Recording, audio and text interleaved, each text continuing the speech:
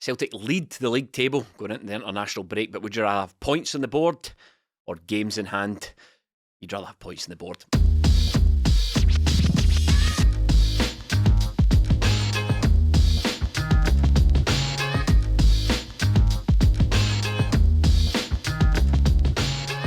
Around half the people that watch us on YouTube are not subscribed, and you can do that by hitting the subscribe button right now and helping us out.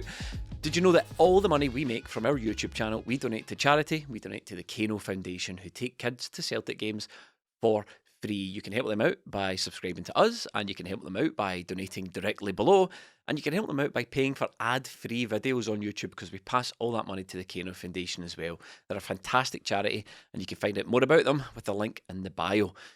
Melly, Stephen, going to give you a choice here. Points on the board or games in hand? Back on top, baby. I want the points in the board. Top of the league again. What were you worried about? Top of the league in St Paddy's Day. Yeah, Can you see normal us now? service resumes.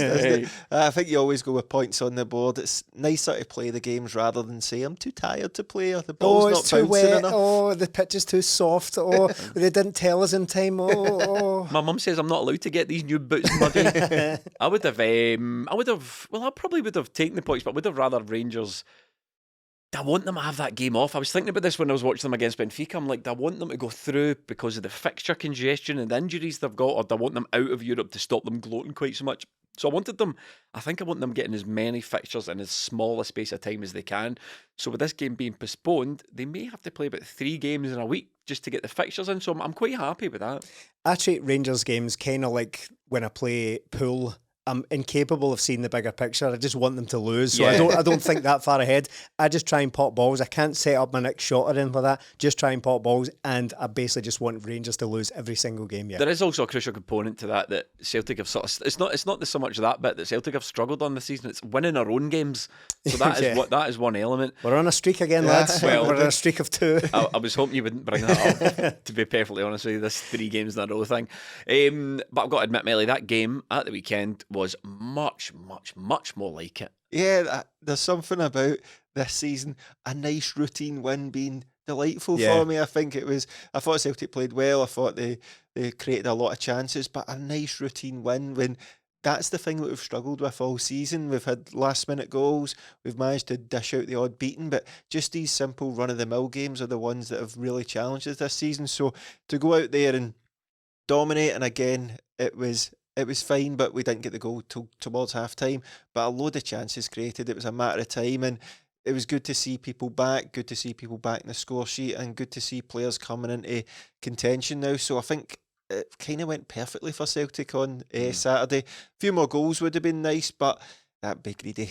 It was very little difference between that and the Dundee game, I thought, to be honest, apart from the final goals tally. But I thought you were going to say Ange ball there. I thought Brendan will be pleased. In terms of the chances created, it felt very similar. And Kyogo had scored 3 by half time, but 2 of them were offside, and so somebody had missed a sitter. Iwata had a couple of chances. Eventually, Kyogo hit the bar towards the end. Iwata missed a sitter. O'Reilly was close with a free kick. There was all sorts happening. It could have been another 7 or 8-1.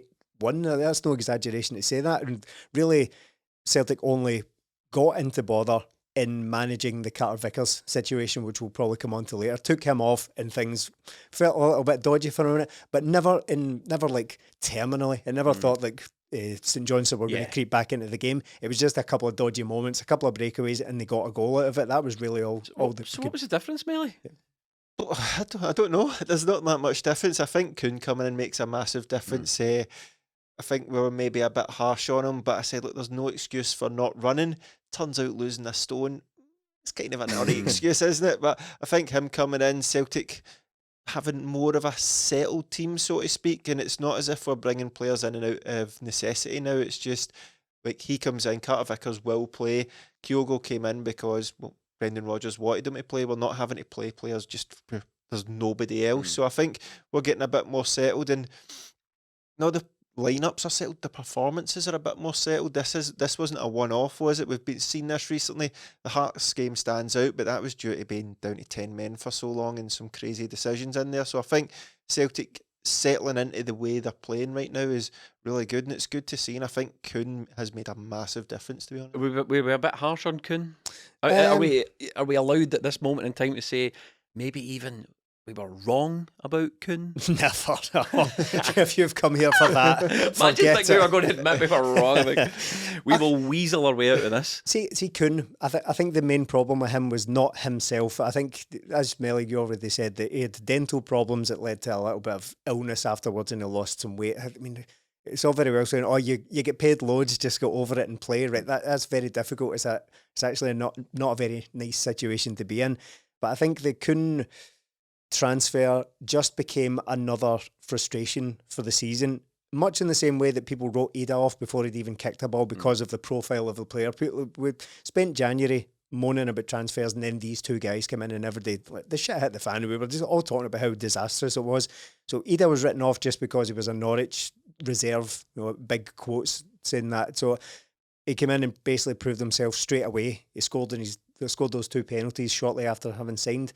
Kühn scored that goal against Aberdeen, but apart from that, he wasn't really given the opportunity to prove himself, so he just still sat there on the shelf as one of those failings of the transfer window. He started against Hibs and he was abysmal, man, absolutely abysmal. But again, we're applying the sort of leeway there that he was struggling physically at the time, so we're led to believe with the, again, aforementioned dental problems.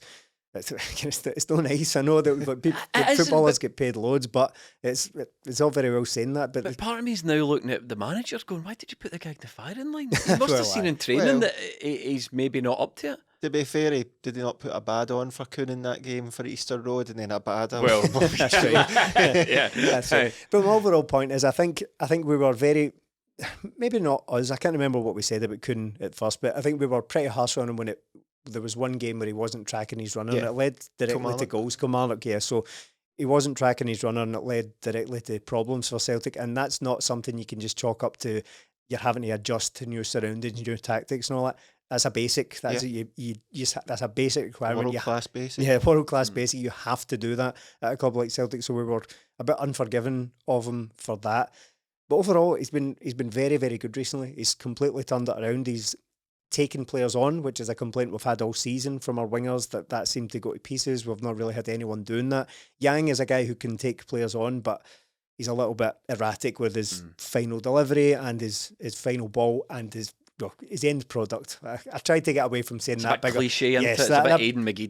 That winger cliche. I tried to get away from saying end product, but that kind of is the case with Yang. He looks like a quite exciting player, but he doesn't really deliver anything. Well, to date. But Kühn looks like he can take players on. There was the previous game where he was taking players on within the first minute and setting up. I'm really enjoying that drift slightly inside and the cross to the far post. So it's a nice like hung up ball, and people are just coming in and attacking it. It's led to at least 2 goals so far. So I'm quite enjoying what Kühn's delivering just now. Yeah, I love it. I think it's a very good, difficult ball to defend, and the thing with Celtic this season is we've been very predictable, haven't we? We know what we're going to do. So with him, and he's sort of built up this partnership with Alistair Johnston already for the goal. When Johnston goes on the outside, it just means he can skip inside. And it's not comparing him to him, but it's like Arjen Robben, isn't it? It's like stop him doing what he's going to do. But that's easier said than done, isn't it? Because he's done it against Livingston last week. He's done it again today, and they've both led to goals. So I think it's like you don't need to be...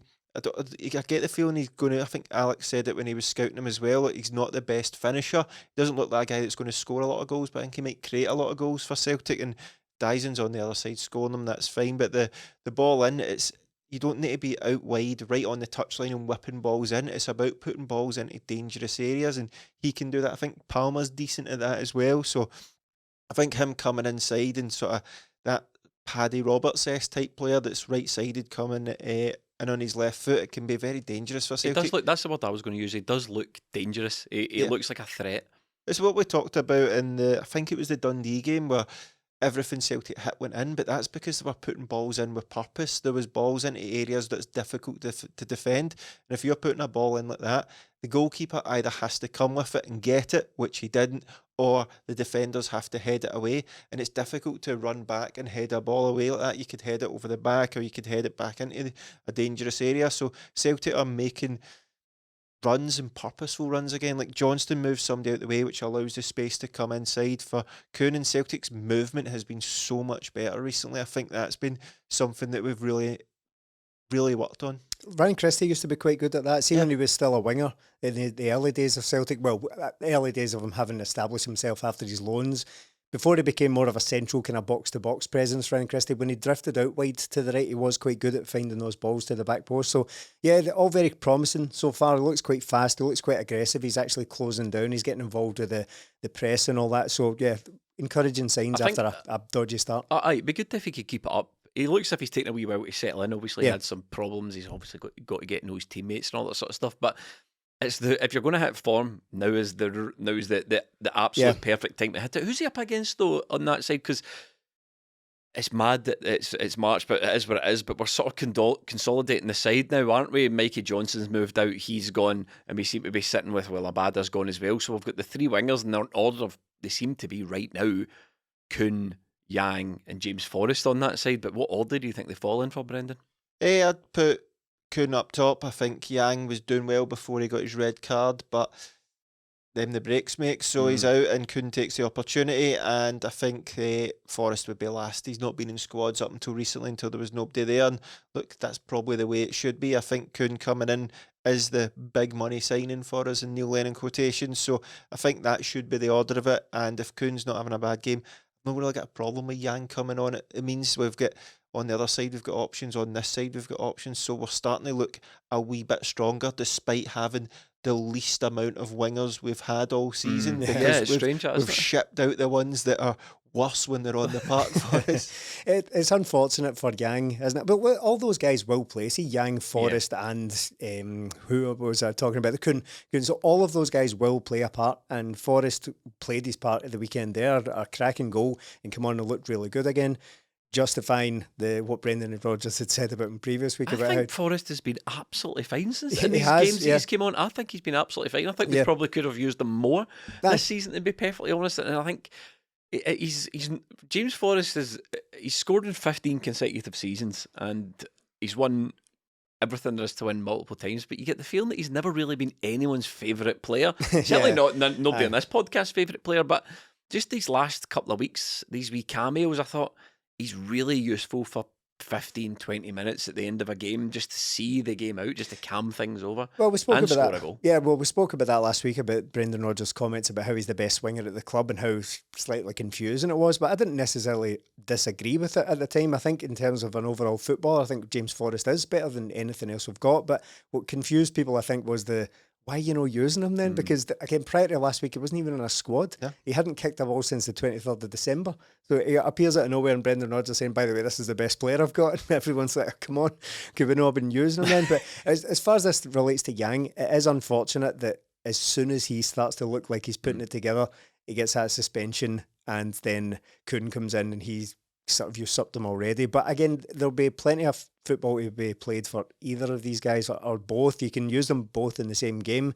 You can play one for an hour, bring the other on for half an hour, and vice versa. Exactly, because I'm thinking if you put yourself in any fullback shoes and Kühn, you come up against Kühn for 60 minutes and then off comes the bench, and you're thinking, oh God, no, I cannot face this. Yeah. Kühn's still building himself up as well, isn't he? That was another 60 odd minutes he got at the weekend, same the week before. So, but the problem Celtic had at the start of the season was players were just having to play, or we were bringing on Bernabei when we're getting beat 2-0 against Hearts and left wing. But now that we've got options, it's good to use them, and Celtic are getting these games won rather than having to throw these guys on as a Hail Mary. So Kühn's look good. On the other side, I think Maeda, and I think Kühn, Kyogo and Maeda, the three of them up front, it wasn't just the attacking side yet. The pressing was pretty relentless from them, and it was great to see, because it forced St Johnstone into making multiple errors. It's just booting the ball away, and look, probably their tactics under Craig Levein anyway, but Celtic just forced them into errors. And even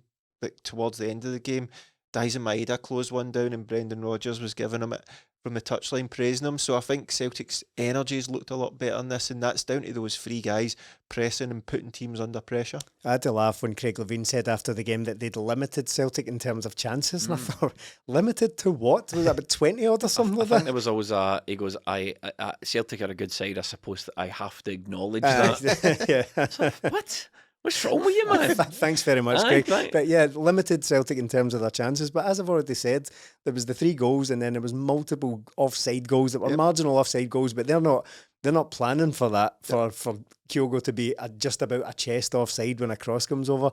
There was the one that was cleared off the line by someone's hand. There was all sorts going on. To say that Celtic were limited in terms of their chances is stretching credibility ever so slightly, Craig. I thought Kyogo was absolutely brilliant again. Yeah, he's back to his best as well, isn't he? The thing is that there's been a lot made of Kyogo this season, and there's no getting away from the fact that I think that was his 15th of the season. And you compare that to last year, was it 33 or something like that, 20 odd the previous season. So it's not been as productive a season, but there was always going to be a period of adjustment to a new manager. Whether it should take this long, who knows? Same tactics, Stephen. Exactly the same tactics. But see, in fairness to Kyogo, it is unusual for him compared to previous seasons, as I've already said there. But since sort of Christmas time, he is kind of a 1-2 record. He is getting goals here. It just hasn't seemed quite himself throughout that. I think that's it. I think you put your finger on it. Even watching him in the games, watching his performances, he felt a bit low key for the past couple of weeks. He looked a bit frustrated, didn't he? Like at times he was trying to do everything himself, taking extra touches, especially in the Hearts game, sort of snatching at things. But we've seen in the game at the weekend, he's that instinct guy, and it just seemed like at the weekend he'd more. I don't know if he did, but he had more touches. He was more involved, and I don't mean involved as in dropping in, but Celtic were creating chances for him. The one he had the brilliant first touch for, the second touch wasn't great, and then he managed to scoop it over. In other games, like that's been his only chance, and that's been it. But in this game, he's got 3 goals, 2 of them offside. He had that chance. He had one that scalped the bar as well. So I think in this game, Celtic created a lot more chances for him, and it didn't feel as if when he got the ball, he was having to do something then, so he felt as if he was involved in the game, and it looked so much better from Celtic, because even they didn't miss any glaring opportunities. They were cleared off the line from Iwata. The one Iwata missed at the end was glaring. Matt O'Reilly had the free kick, and then Kyogo's ones. It's all chances that were unlucky or just stopped by decent defending. It wasn't as if Celtic were passing up chances. Goes without saying, of course, but he's a completely different player when he is the focal point, when he is the lone striker. So I understand the need to try things, because, as we said, we're on another streak now, but the consistency has been a big problem for Celtic this season. Putting strings of results together has been a big problem. So I understand the need to try different things, and if it's pairing Ida and Kyogo together, playing Ida up top with Kyogo down just behind them. But while Ida has been a brilliant player so far, he's been very effective. He's got goals in the limited game time he's had. Very unlucky with that Rabona. That would have been absolutely brilliant just at the back post there. But when Kyogo is the focal point, when he is the lone striker, his movement's just completely different when he's withdrawn. I mean, that kind of goes without saying, but a game like that really makes you appreciate the movement that he has there, when he's always just hanging about offside and the defenders aren't really sure what to do with him. Yeah, granted that a couple of his goals against St Johnstone were correctly flagged for offside, but you never know with those fine margins, and it's always giving the defence something to think about when he's just hanging about like 5 yards behind them. I thought we found a lot of space in behind St Johnstone multiple times, even though visually it looked like we were getting a lot of space, even though they were playing 10 at the back. It was bog standard Craig Levein stuff, hoofing it, 10 at the back, time wasting, all that sort of stuff you come to expect from a manager of his calibre. Never won at Celtic Park in his career. That's pathetic, isn't it, man? Wow. Absolutely pathetic. The amount of jobbers that have taken points off us over the years. Wow. But I think you're right. I think we've seen the frustration in Kyogo recently, that when he's making these runs and he sort of puts his hands up. But there was one in the first half where Iwata didn't play it to him, and Iwata copped it off him. And I think what Celtic are doing just now is good. They're creating chances for him, but I still think they're missing that one thing in that midfielder that can pass the ball. Then I remember, we do have Itati. He's just not. Yeah. He's just not there, because I think with Bernardo in there, he gives you a lot of industry off the ball, but on the ball he doesn't give you much. And I just think if Celtic had that Itati or a number 10 who wasn't David Turnbull and who was good in there, we'd find Kyogo more. I think now he's making the runs, we're just spotting it more, but it's not just I think the big difference for me is it's not just Kyogo making runs. There's other players making runs, which in turn create space for everybody else. Like when you see Kühn get the ball, he's not just left to take on two guys. AJ's going on the outside and Matt O'Reilly's inside, so he's got options. Whereas previously, like earlier in the season, it was felt as if it was get it out wide, he'll take guys on and cross it in, and that'll be it. And it wasn't working. You were speaking about Iwata there, and Bernardo as well. The midfield's a bit of a Celtic seem to be sort of building their team now in March, so we kind of figured out what the best front four looks like, and then we move back in the midfield. There's still questions over the midfield. You've got Iwata, you've got Bernardo, you've got Matt O'Reilly in there, you've got Kelly who's been getting minutes recently. I thought Iwata was good enough for Celtic. I just think as the game went on, and even periods throughout the whole game, actually, I'm being a wee bit too fair to him there, but I thought he was very, very. He was quite cautious at times. I thought he was maybe a bit too cautious. He was playing passes that Welsh was playing, and I thought, no, you need, if Welsh can play that pass, we don't need you to play it 4 yards to Greg Taylor, who's standing right there, for talk's sake. We need you to be the guy to progress the ball. But some of his passing was great. He was getting it forward at times, but I just thought if there was a wee dial that I could just turn up the bravery a wee bit, turn up the attacking intent on. Do you want to go full Iwata here? I wanted to go full Iwata. I just wanted to just turn up the Iwata pressure a wee bit. If you turn that up in him, you take the player out of him and all that. What do you think? I think I remember you saying that on Saturday, so watching the game back, I was having a look for it. And look, he does play it safe, but I kind of feel that's what you're getting with Iwata. He is that guy that sort of water carrier in there. He's not going to be the guy that beats a man, but he did set up a goal last week and he played a good ball over for Kühn at the start. Yeah, just right. Get to take it down. But I'm happy enough with him. But I think, could he be a bit braver? Aye, but then do you drop him when Cal McGregor's back and put Cal McGregor there? Then I'm looking at it, Celtic have had a solid foundation to build off when he's in there, because he has an out-and-out number 6 rather than Cal McGregor, who seemed to fall back into that. I think he gives Celtic a platform to build off. He keeps it simple. He keeps it ticking over. And sometimes, you know what, you're better just holding on to the ball sometimes and keeping it going for Celtic. I think having that possession, it was 72% possession. Yeah. That must be one of the highest allowed Celtic that platform to build off. And Limited though, limited to very few chances in the game. Just the 3 goals in the first. 23 shots, 10 shots on target, 74% possession, 741 passes. I think we had the most touches in the opposition box of any team in this season as well. But no bother, Craig.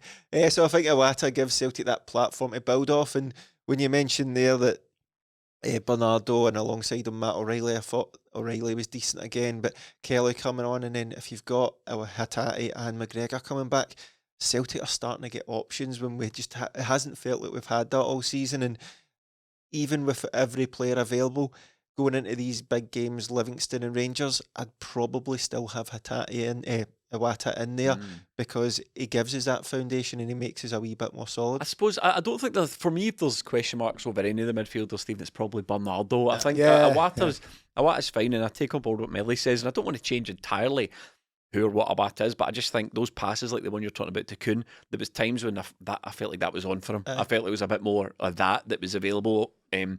Before we move on from Iwata, what I would say about him is that I agree with kind of all points being made here. I think he's very good, very effective. He exerts a kind of control over the midfield, which I think is very useful.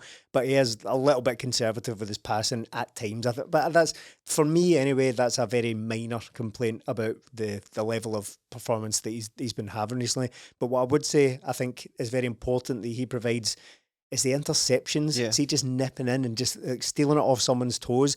Even though St Johnstone are clearly not going to bother Celtic a lot, Celtic have been vulnerable to that kind of thing all season. See those breakaways or balls in behind or balls in between Scales and Taylor. I know Scales wasn't playing in this game, but that type of thing. See if you've got a guy like Iwata in there and Carter Vickers as well, who was excellent at this. But over the halfway line in St Johnstone's half, even if they look to be breaking away, someone just steals in, just snuffs it out straight away, and it means that Celtic can effectively live in the St Johnstone half. They can have all their players in their half. They can't get out because Iwata's just coming in, stealing the ball. Carter Vickers is coming in, snuffing out attacks. He's not a centre half. He's basically another midfielder in those scenarios for Carter Vickers. So I thought he's very effective at that. I just felt, Brendan, why are you doing my boy dirty, putting him back into centre half? No. That's no fair. He's getting a good run at it. Didn't stay there very long, did he? He's getting a good run at it here. You do him like that. But I think the wee triangle that Welsh, Carter Vickers and Iwata. I think it worked well at the weekend because it was just pop it off, move it across, and I think they worked around St Johnstone very well. When we're looking at the midfield, looking at Bernardo,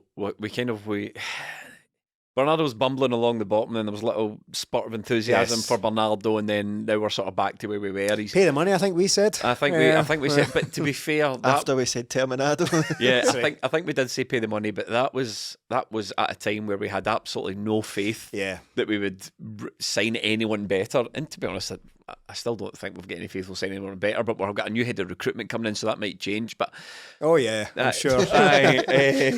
We've got Kelly there though, a young player. We're trying to get him to sign a new contract. I'm sure Celtic are being really, really generous with this contract offer, and they're not doing the usual. But I think it's important, isn't it, Melly, to try and get Kelly minutes, and he's been getting them obviously. But I think it's going to be a struggle for Celtic to keep our young players. It already is a struggle to keep our young players. So when you've got a guy that you want to keep, you want to tie down to a contract. Minutes are absolutely crucial. And it's about providing that old cliche, that pathway for these guys and using them in important games at important time of the season, have the manager trust them. It all sort of builds around a confidence around the young player in his own mind that one, he's going to play football at Celtic, two, he's got a future here, and three, it's probably worth signing that contract. Yeah, and he is very young for a player breaking through at Celtic. Sometimes at Celtic they are a bit older, coming into the 19, maybe 20 before they start playing, but he's a bit younger than that, and it's a difficult one because even though Bernardo's not that much older, he's more experienced than him, and he's done it against Rangers this season. He's had good games, so maybe you could had Champions League experience coming to the club as well. Maybe you could just say, do you know what, Kelly deserves a shot, but these are high pressured games where Celtic have to win, and if you're putting in a young guy at that age and Celtic don't win, he's probably going to be one of the fall guys. But I think Rodgers has used him well. I think going forward, ideally, if it was another season and Celtic were ahead, he'd get a lot more game time. But at the same time, again with Celtic, if you are good enough, you will get game time. There will be game time for you, and Kelly's getting that. He's not just Was he always a central midfielder? I think so. Was he? He's not just getting put in there because there's nobody else, because there's signings Celtic have made this season that are he's there. taking Holmes' place. But he's ahead of home. Quan's been loaned out. There's James McCarthy still there. So there's plenty of players that could be getting game time, but Kelly's ahead of them. And so not a mention of James McCarthy on St Patrick's Day. Was he up not on the one video? mention. I don't know, but they had Scales and Ida doing a wee kind of guess the Celt thing, and it was all badges from Irish players of the past. Not one mention of James McCarthy. So they had a video before the game at Celtic Park, and it was like, now turn your attention to the screen. Well, we pay tribute to some of the fantastic Irish players that have worn the hoops. And I thought to myself, like, I obviously can't remember every single Celtic player that's ever played for Celtic, specifically ones from Ireland, but I counted like Robbie Keane, Pat Bonner, Tommy Coyne, I think, was up there. Aidan McGeady, Tommy Coyne. There was like 6. I thought, surely it must be more than that. Cascarino. Is this the ones you can just find the videos for? But there was no James McCarthy, I don't think. No. Stokesy not get a mention either? No Stokesy, no. Oh dear. But I think Kelly deserves the games. Ideally, you'd like to give him a run of games, but Celtic have got games to win, and I think game time will be coming to him, especially with the 9 subs, and he's well ahead of home in it. And every time he comes on, you always think he always does something. You know what? There's a player in there. It would be nice to see more of him, but I think next season we'll see more of him. But right now, see if he comes on. I have no worries about it. I don't think we've really came down, especially back in the days when we were bringing on Mikey Johnson. You think the talent has went down here. I don't get that with Kelly. This is fine for now with Kelly. I think it's been managed pretty well. I agree with what you've just said there. I think there's no reason to not have him more involved or as involved as he currently is, just in basically most games. I'm not saying start every game. I know Chris Sutton and Brendan Rodgers had a wee indirect disagreement over the media. Fired. Yeah, a little bit of shots fired.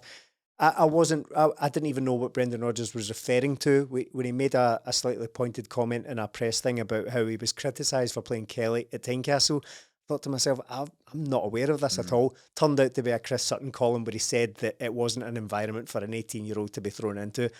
Don't know if I'd necessarily agree with that. I think, as you say, if he's good enough, freebie at that point as well. Yeah. So I'm perfectly happy with the way he's been managed just now, because too often we get glimpses of these young players and that's all it ever is. So you get a player like Frame's another one. So if everyone thought, right, this is the guy, no point in playing Bernabei ever again. We've got Mitchell Frame. He's just going to basically compete with Greg Taylor, and that'll be it. We're all going to we're all going to get rich and never grow old. It's all going to be fine, right?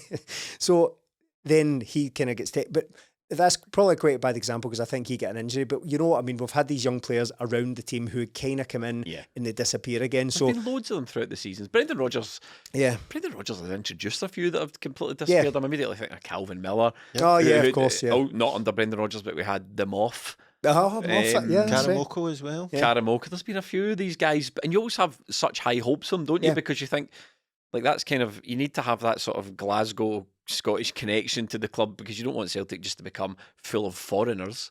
Well, somebody will clip that. But are we getting Brexit done or what? I know. But what you want is some homegrown combat aged males in the Celtic squad. Yes, absolutely. It's good. I wasn't expecting that.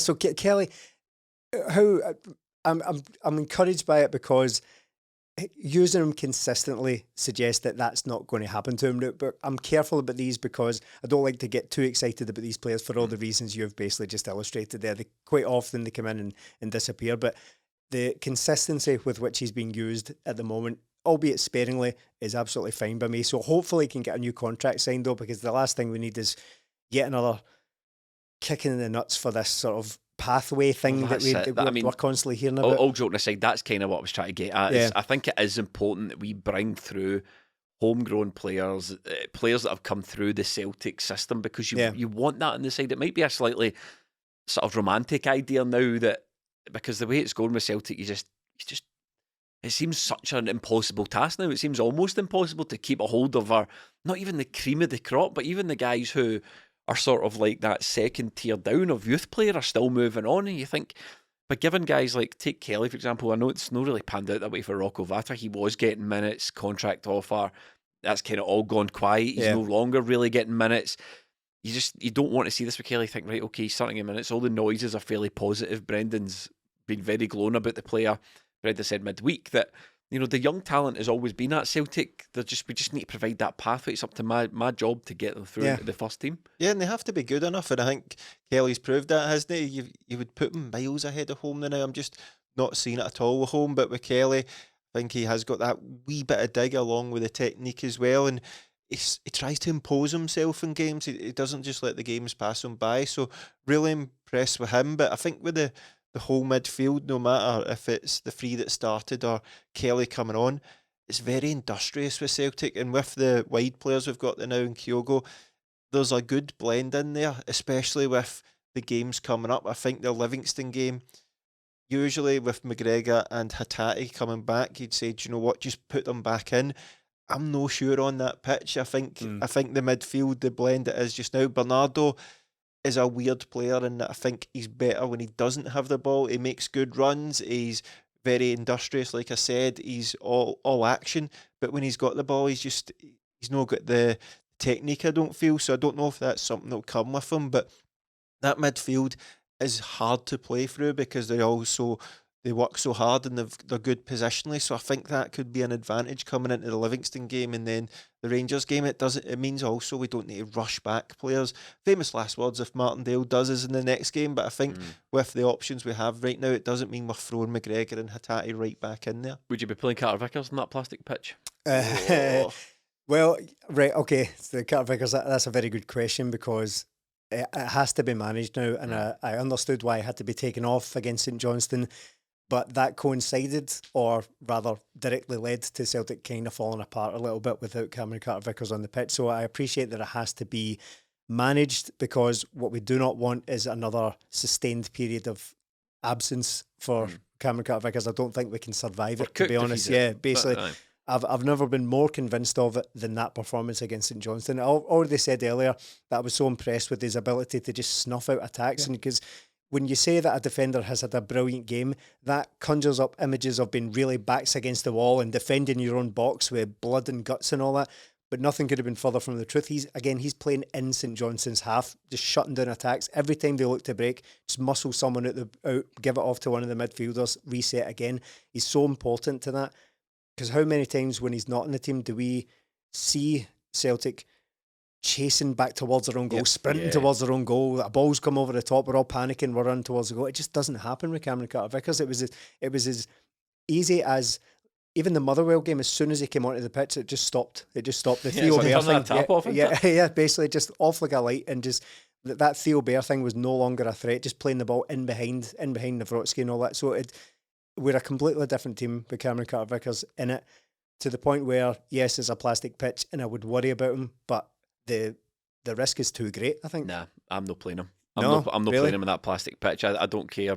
Have him on the bench, bring him off. I don't care. Or play him and get 2 goals up and take him off. I think these plastic pitches, especially with players like Cam, who needs his injury money, I just think it's too much of a risk to play him. I think if you play him and you get through the Livingston game, you've made it through the Livingston game, but you're writing off potentially the rest of the season if he picks up. It's not even an injury. Sometimes the players just, having had played 90 minutes on that high impact surface, they're out for a couple of games. I just don't think it's worth it. I think, what's Kobayashi up to?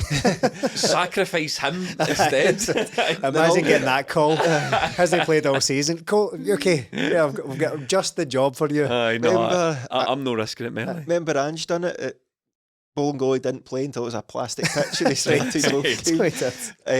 I don't. It's a very difficult one, because it seems like the type of injuries he's had would be ones that could flare up again in a plastic pitch, and that's why I mentioned about McGregor and Hatate. McGregor's been an Achilles, Hatate's been the calves. Injuries you don't want to be playing on that pitch. So do I see Celtic going to Livingston and winning comfortably without those 3 players?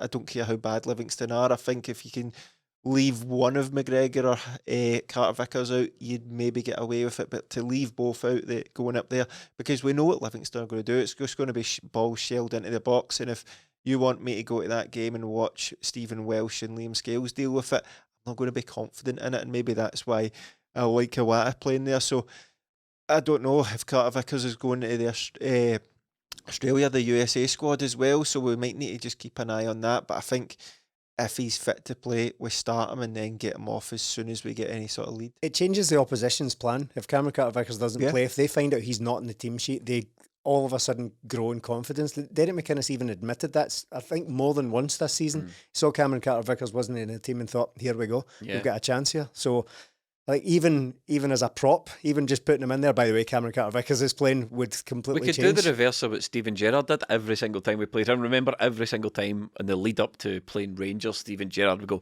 oh, it's looking touchy for whatever, Connor Goldson, I think he might be out this week, and then lo and behold, he's on the team sheet.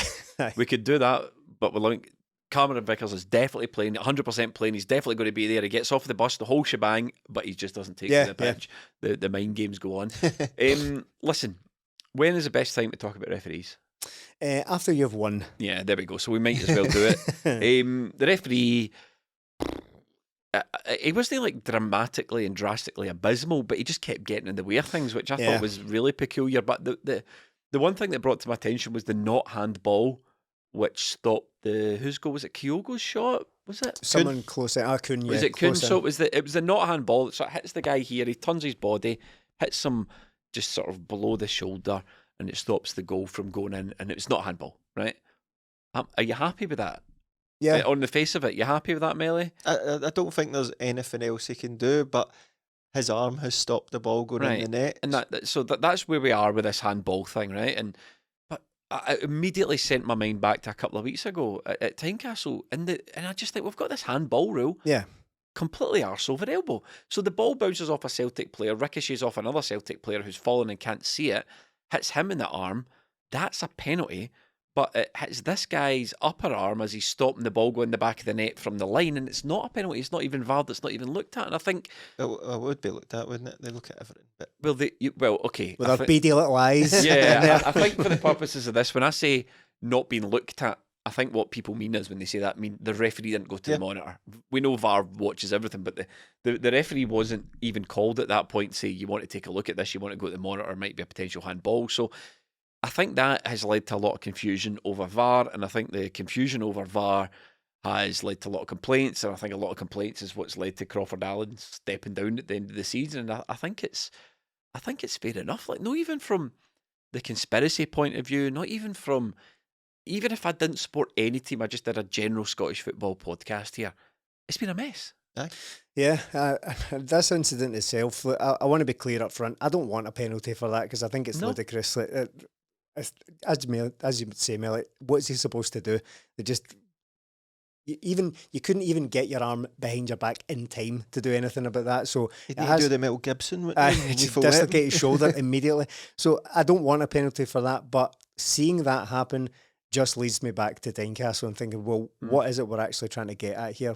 What are the rules of the handball? Because I know that it's supposed to be that if a hand stops the ball from becoming or going over the line and becoming a goal, then that is supposed to be a penalty. Right. But then distance from the ball comes into play.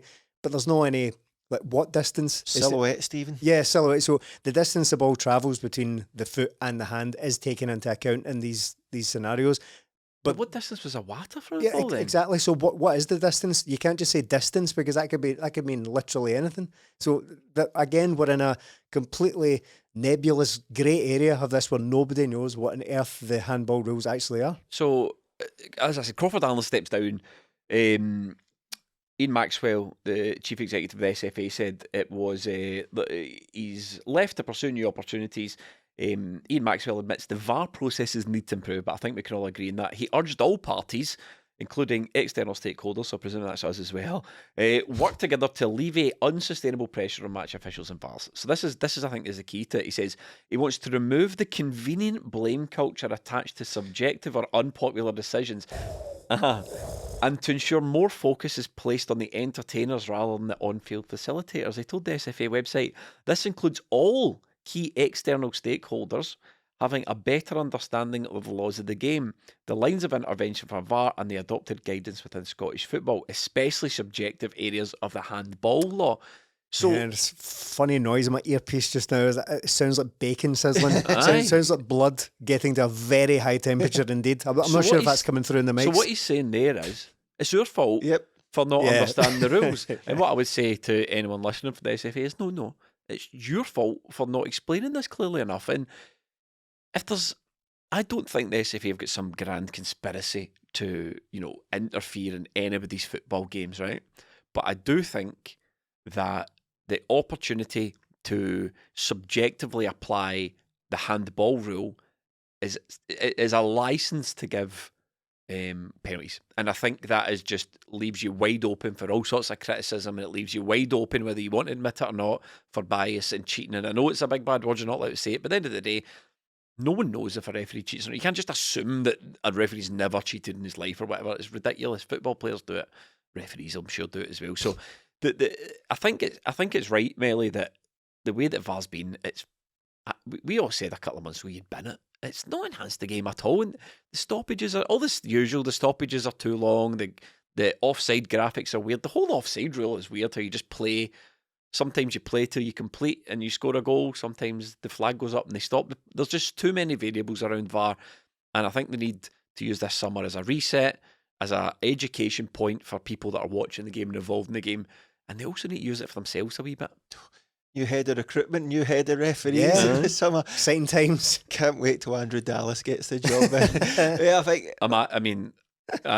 You're joking, but I'm kind of joking. But honestly, I think something had to give here again, and I make the comparison with the head of recruitment because it can't just bumble along like this. That this is going wrong all the time, but no, you aren't seeing what's going wrong. Like even from the very first game of that. Was it Andrew Smith? Michael Smith, the Hearts player, and Celtic don't get that one. And then from then on, because if you're talking about handballs and that, you can go, maybe it's not been that bad. But then I can go, well, what about the one against Hearts? What about Burnaby? What about Goldson? What about Matt O'Reilly? What about Iwata? And that's just 5 I could name. I could keep going on with these ridiculous handball decisions or non-decisions that one's a penalty and one's not. It's not our job to speculate what isn't a penalty. It's your job to be able to explain is, look, if this happens, this will be a penalty, and if this happens, it won't be a penalty. Because then I could just come back to you with examples of, well, what about this one? That one's pretty much the same. That's a penalty and that's not. So something had to give there. I didn't expect a resignation of sorts, but Well, do I think it will change anything? No, it just No. seems to think as if, do you know what? It's not the referee's fault, it's your fault, so I'm not taking the dairy for it anymore. Find somebody else. I think VAR just needs an adjustment, to be honest. I don't think it needs binned altogether. I think it needs a bit of a... All over football, not just Scotland. Yeah, I think so. Scotland in particular, right enough, because yes. everyone, I mean, England have the odd calamity down there, but it's not like, it doesn't seem to be a weekly basis like we seem to have. But I think we need to re-establish what it is VAR is there for. And I know we're end up talking about VAR again. Like, a lot of people will be incredibly bored of hearing about it. Us too, but Yeah. it, unfortunately, is a weekly occurrence in this country of ours, which is great. But VAR, I think we need to re-establish what it's actually there for. And something Brendan Rodgers had said, and a few people have said recently, so it's not just a Celtic thing, about how it's re-refereeing the game. Yeah. So the referee is seeing things and then being told he's wrong about it, even though he's got a perfectly good angle of it. So I think we need to do away with stuff like that. The clear and obvious thing just, again, seems too vague. Yeah. It's supposed to be the mirror opposite of that. It's supposed to be clear and obvious, but nothing could be further from the truth. It's re-examining incidents, stills, freeze frames and all that, slow motion, to re-referee incidents that happened fairly easily in the actual moment itself. It should be, like you say, it shouldn't be, it's, VAR sort of provided this mirror world, hasn't it? Where you're not watching the game and going, can't believe the referee missed that and the VAR didn't pick it up, like a foul off the ball or whatever. What you're watching is the VAR highlighting things to the referee and still coming to the wrong conclusion. Like, I can't believe they VAR'd that, and you know, it was like, for example, blatant dives are getting awarded as penalties, or the handball thing's a complete mystery. It's as you say, they just need a wee reset. All the technology's there, it's already in the stadium. They just need to sort of change their approach to that a wee bit. Even at the game of the weekend there, the one of the Kyogo goals that was offside. In fact, the goal that counted, they looked at that in VAR for ages. Yeah. Felt like about 2 minutes. When on the replays on the big screen in the stadium, it was completely clear that it was never offside in a million years. So what we're looking at then is we're trying to find, like, someone's wrist has maybe gone, oh, I know you can't score with the wrist, but that's how ridiculous it's kind of gotten. But tiny little things are going offside and it takes minutes at a time. This is not what this is for. We need to redefine these rules somehow and get it actually working for the game rather than against it. So that's it. We look forward to a summer of change for VAR. I mean, I don't really see much changing, but it'll be interesting to see where we go with it. Hey, look, to finish up, I thought I would let you know the bad news that Ronny Deila has been sacked from Club Brugge. He has sort of ran aground there a wee bit as they sit fourth, and I just thought how different things could have been. Obviously, Ronny Deila came in. Speaking of handballs, exactly. Well, speaking of handballs, better segue than I was coming up with anyway, Melly. We were discussing just before how Ronny Deila, we were saying, was he the last manager that we had that kind of wasn't connected to Celtic in any sort of way? You know, he wasn't like an Irish guy, or he hadn't been Neil Lennon's Irish as well, obviously. And then we thought, well, no, because the first plan for Ronny Deila, Stephen, was to come in as Roy Keane's assistant. I know. What a parallel universe that could have been, where Roy Keane, and this is only in the last decade we're talking about, where Celtic Football Club wanted to appoint Roy Keane as their manager with Ronny Deila as the assistant. You think about that now. I mean, it didn't seem like all that wild a proposition back then, but now, in the fullness of time, we've had Brendan Rodgers twice and Ange Postecoglou, and even Neil Lennon, who's been a successful manager as well. The idea that we would have had Roy Keane as a manager back then is ridiculous. But the dynamic between him and Ronny Deila, I just don't see any sort of dynamic there at all. I know. We've had some funny partnerships over the years. Like even Deila and Collins is a wee bit odd as well, but just to think about Roy Keane, how long that would have lasted. Who knows what kind of spiral that would have sent us into with Roy Keane and Ronny Deila. But Ronny Deila got the main gig through chance, really, because Roy Keane, I don't know, didn't fancy it or whatever. Cushier gig, maybe. Do you not think in a strange way it might have worked? Because I think Ronny Deila just didn't have the personality at that time, but maybe did he have the tactics? I'm not sure. Sometimes it was good, sometimes it was dreadful. So maybe having that strong personality beside him, like Roy Keane. But if players fell out with John Collins, then the chances of them falling out with Roy Keane are pretty high. I mean, that's why I wanted to sort of talk about it and look back a wee bit, because at the time, Celtic were sort of given credit for going out and getting one of these sort of promising European coaches. And you sort of think, well, did he just fall in their lap a wee bit? Was that really the idea? But at the time, it was quite it felt like the right way to go for Celtic. But with Rangers out of the league, we just didn't really. In retrospect, at the time, it felt almost like the right way to go.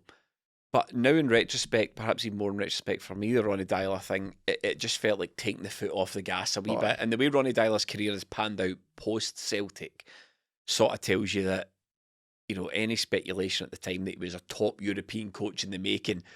He's done all right, hasn't he? He's done all right. He's done okay, but it's just no panned out that way at all. No, probably not. And the thing is, I'm not against that. I'm not against the idea of trying to find, much like we do with players, try to find who is the next up and coming coach, because the situation that Celtic are in now is that we could spend all our time going after proven names and throwing loads of money at guys like Brendan Rodgers and all that. But Ange Postecoglou was a brilliant, a masterstroke really. How much of it was down to pure luck or coincidence or just connections, who knows? But it doesn't really matter. We got Ange, but we're always going for these guys who either get the club or know the city or are something of guarantees of success. But it just means that there is that other level of coach out there who are the next guys coming through with the next sort of innovations and ideas. But by the time we don't take a punt on them, they've gone somewhere else and we can't afford them anymore. So we might necessarily never get that kind of up and coming level of European coach. So I'm not saying that Celtic need to do that. What I'm saying is I'm not against that idea in principle. That actually sounds quite appealing, but it's very hard to get right, as Celtic proved there, because they went for Ronny Deila. Again, it wasn't the first choice, but they went for Ronny Deila and had him for 2 years, and it wasn't really great. Won the league, yes, but it wasn't. I think it was maybe the right idea, possibly wrong guy. I just was never convinced. I was just never convinced really by Ronny Deila, Celtic manager.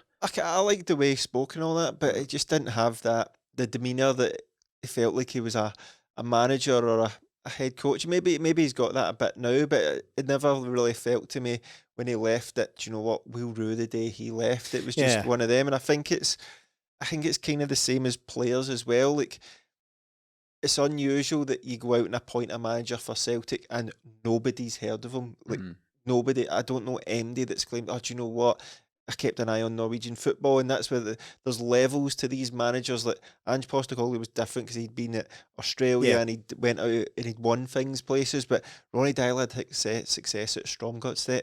It's not as if there was other teams sniffing about him going, do you know what, he's going to be the next. I think there was tiers above him that were better. Celtic tried something that didn't work out, but again with Ronny Deila, it was a kind of difficult one from coming in after Neil Lennon, where the players had a lot of leeway there, and I think he should have been a bit stronger. But also Celtic, it just shows you, like, you can't just go out and get this up and coming manager and plug him into Celtic strategy, because it doesn't work. We were getting this manager in saying, oh, he develops players, he's good with young players, and then bringing in inferior young players that we wouldn't have even thought about getting 2 years later when we get Brendan Rodgers in. So Celtic's strategy behind it all was so flawed for me. Do I think for a second that Ronny Deila wanted Colm Kazim Richards and Carlton Cole? No, I don't. So why are we getting these players? Why was there such a turnover of players? Why did we loan in about 6 players in his first transfer window? Why were we playing games at Murrayfield and people are screaming at Peter Lawwell to spend money? And was it another Commonwealth Games? Was that not why? Yeah, but I don't mean it as that. There was a reason we were there, but it was just another pre-season where we were screaming at the board, why are you not spending money? And those the transfer window was poor, but those qualifiers were absolutely brutal. Yeah, that's what I mean by about taking the foot off the gas. You know, at the time there was like an enthusiasm from some quarters about Ronny Deila, and even any time a new manager comes in, you're slightly enthusiastic about it. But there just was this, I don't know, underlying feeling that you just couldn't shake. Could you, Stephen? That it was just a bit of the cheap option. Rangers are out of the league. We'll get the cheap guy and see how it pans out. Is that the best time for it though? Yeah. Presenting a different angle on it, playing dick advocate as we like to do on here. If you're going to take a chance like that, is that not the perfect opportunity to go about it? A lot of money to piss away with the Champions League but in it. It is, but much like any sort of business, do you cut your cloth accordingly? when Rangers go bust, by the way, when Yeah, Rangers they go died. bust, when they died and went out of the league, do you go out and bring in Brendan Rodgers? I know we're talking about parallel universes here because he's not available at that point, but do you go out and get someone on $2.5 million a year to come and manage Celtic against Aberdeen and all that? Do you not adjust accordingly? Aye, possibly, but the amount of money we frittered away on poor players, and if you're having, if you're having those sort of tiers of Brendan Rodgers when he came in is probably as high as Celtic could attract.